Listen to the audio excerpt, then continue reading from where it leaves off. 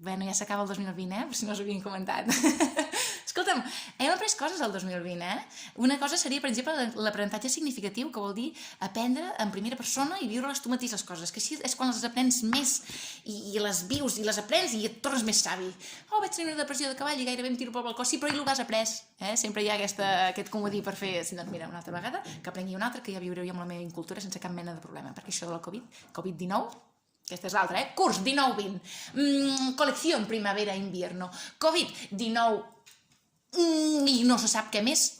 Obert, ja es veurà. No, escolta'm, hi ha d'haver més concreció, pel 2021, si hi ha d'haver una altra pandèmia, aquí a l'inici i aquí al final, perquè les coses llargues que no saps quan s'acaben, cansen, d'acord? És com la monarquia, que també no acaba mai, que aquesta és l'altra. Hem après aquest any que el discurs del rei continua sent una santíssima merda.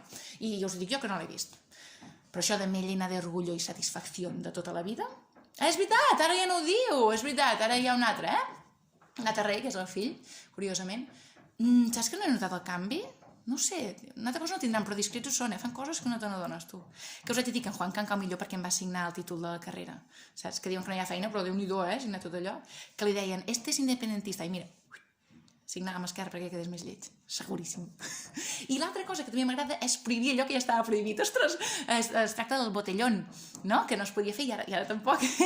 Que en català es diu botellot, això també ho hem après. Botellot, que hi ha caiets que vingui d'ampolla, no? Ampollot. Però què passa amb ampollot? Doncs que hi ha dues versions. Una, que pot ser una persona que estudi moltíssim, no? L'empollón, ampollot en català, que ara són tots estudiants de Catalunya, perquè amb el toc de queda a les 10 es posen tots a estudiar. Que bé, així no m'haig de socialitzar i puc estudiar per fi, sortien les llumaneres tots.